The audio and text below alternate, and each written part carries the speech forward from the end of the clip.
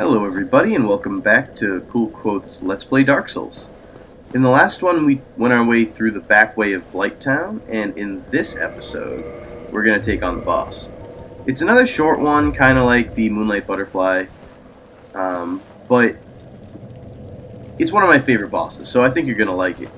I'm actually not going to summon any computer players here, because non-computer players, because I kind of feel like it's gonna be tough to let's play and commentate and stuff if I have a computer that's kind of making me go to the boss. He just wants to head right to the boss.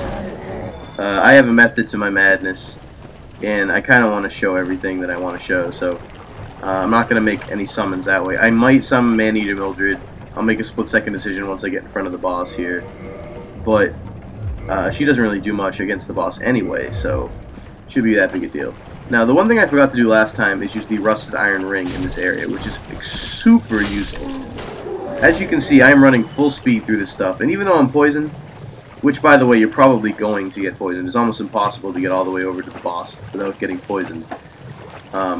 Just wait till you get to the other side and then heal yourself. Now, you saw that I went along the outer wall to get here. Do that. There are these giants that throw boulders and attack you and charge you. They're much tougher than the giants we fought on the way into Blighttown, and they're in front of they're in the very front. So if you walk straight at them, you'll have to fight them all, and it's a pain in the ass. But you can head right into Quelaag's domain and skip all of them by just running along the outside. Now these guys are non-hostile, so don't bother killing them. But the boss door is right up here, and I'm going to change my gear here because what I have right now, not really the best stuff. And I'll summon Man-Eater Mildred, because she just looks hilarious. Now, I'm actually going to use my Zweihander, I believe. And I think I'll end up using the Dragon Crest shield that I just picked up in the last episode, because of the fire resistance, and Quelaag is quite a big user of fire. I'll put on the elite stuff, because it's the best armor I've got, and it's fairly upgraded and does a pretty good job against pretty much all bosses. And instead of the Rusted Iron Ring, I'm going, I believe, to put on the Wolf Ring, because the increased poise is huge against someone like Quelaag, because it's a big boss. And after this, I will let you see the cutscene. Actually, I'm going to try to use some gold pine resin, I think. Maybe we'll see if that does much more damage. It probably won't. I don't remember. But, no use in, wasting time. I just want to take her out.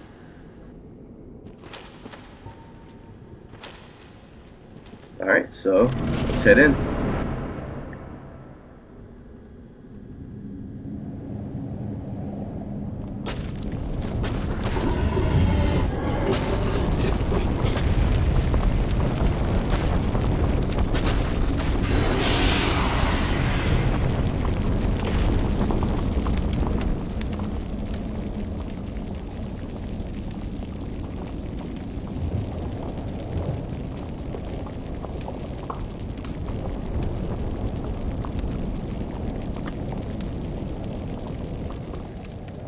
Which reminds me, a lot of players write imminent amazing chest or watch out for amazing chest when they walk into this boss door. I'm sure you can figure out why. Now anyway, you're going to notice her doing some crazy lava spitting attack. That's kind of Quelaag's main thing, and it gives you the best chance to attack her, honestly, because she just kind of does nothing for a while. What you got to watch out for is that she often follows that up with a rather annoying burst, like AoE burst attack, and it has a pretty good range, so you have to make sure you're far out of it. Other than those two attacks, she mainly attacks using her sword, and that is why I have this shield up, because the sword does fire damage, and quite a lot of it. Now, having Man-Eater Mildred is actually being a little more useful than I thought, because she's not focusing on me. But if she's focusing on you, I'm sure there's a really good moment where she focuses on me that I'll show you. That's the AoE burst attack. You can, I just barely got out of it there. And she's just kicking Man-Eater Mildred's ass right now. Man-Eater Mildred's just kind of sitting in it. And she has this obnoxious habit of just jumping right in the lava. Oh yeah, she has that attack where she jumps and spits lava at you at the same time. Which is lovely. Man-Eater Mildred's almost dead. Yeah, I don't think that gold pine resin did all that much damage, to be honest. It doesn't really seem like it's doing that much. Come on, attack me. Alright, yeah, see, now she's gonna focus on me. So Man-Eater Mildred's just being retarded and standing over there, like, in the lava, getting hit over and over again. So anyway, if you just stay on the inside here, you can get a pretty good track on her, and she can't really hit you. Yeah, I'm missing a lot of opportunities. So anyway, just getting close, and look, she's trying to hit me, but she can't do it. You just gotta be wary. If she arches her back and goes up like, that or the other one, she's gonna do an AoE attack, and that's what you definitely want to avoid. You also want to avoid being backed into the lava, which I almost do here. So it's a good idea to actually kind of bait her down one end of the arena and then walk to the other. And that, I was actually kind of proud of myself because I just barely got my shield up in time when she was about to land on me. But, that's it. And somehow Man-Eater Mildred, despite the fact that she was a complete idiot, didn't die there. She survived the whole fight, so that's pretty cool. But that's it for Quelaag. She drops 20,000 souls and her own personal soul, which makes what is probably the most popular PvE item for a lot of new players, the Quelaag's Fury Sword, which looks really cool. And I have it on all my other characters. I don't think I'm going to get it on this guy because he's more of a strength build, and Quelaag's Fury Sword is like almost a purely dexterity-based weapon. But it looks really cool. I definitely recommend snagging it if you're anything other than just pure strength. And even if you are, it's cool to have. There's not much else you can make out of Quelaag's soul. The Fury Sword's kind of it. So I think there's a PvE like sword or like samurai sword or something, the katana or something like that you can make that does a lot of bleed damage, but that's also a purely dexterity weapon. So unless, if you're doing PvP or you're doing PvE, I guess that's how you decide which one of those two weapons you want to get. But either way, they're both dexterity, so honestly, the other one looks cooler.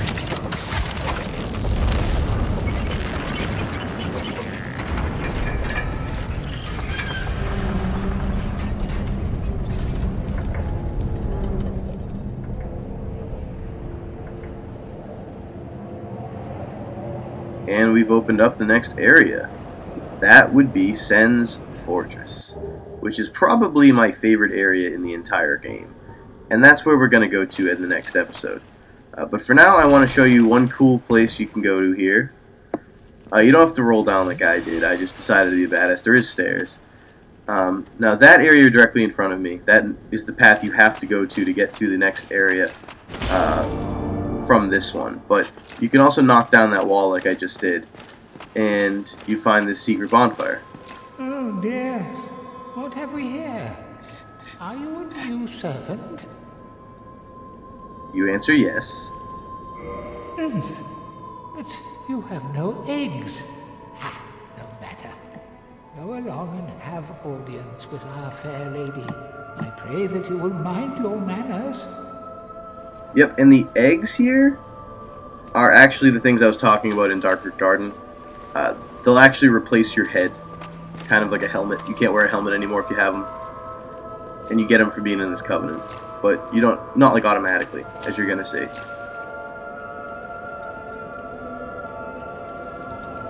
You have the option of entering a covenant, which I will do, and you get a cool spell. The Great Chaos Fireball. It's Sweet Pyromancy, and she can also reinforce your Estus Flask, and if you kill her, she drops a Firekeeper Soul of her own, which is notable.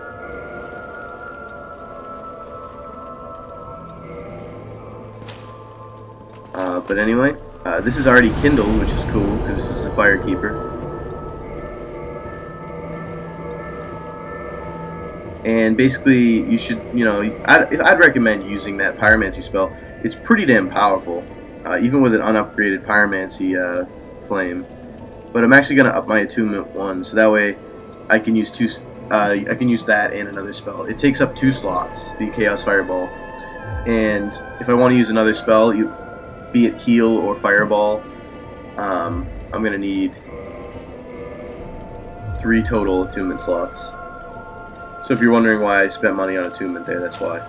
And while I'm here, I might as well upgrade my Chaos Fireball Flame, my Pyromancy Flame. And look how fucking cool that is. It like, throws a lava ball at people. And you can upgrade the Pyromancy Flame, as I was saying, at the sky, right here.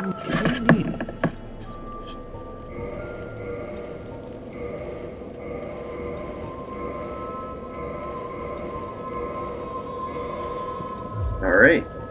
And that's pretty much it for this episode. Next time will be Sen's Fortress, and I look forward to it. I'll see you guys then.